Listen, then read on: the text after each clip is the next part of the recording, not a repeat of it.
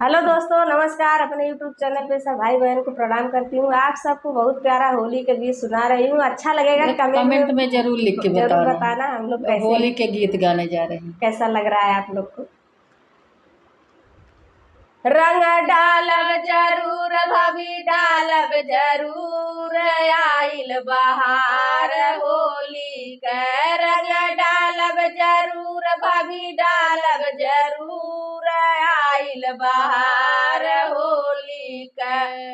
इतना काहे रिसियाला है देवरू, इतना काहे रिसियाला है देवरू। रंग डाला जरूर, रंग डाला जरूर, आइल बहार होली का।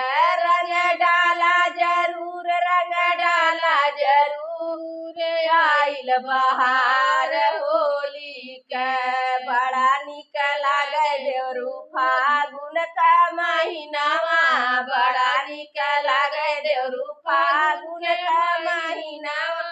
रंग डाला जरूर, रंग डाला जरूर, आइल बहार होली के। रंग डाला जरूर, रंग डाला जरूर, आइल बहार होली के। रंग डाला जरूर, रंग डाला जरूर, आइल बहार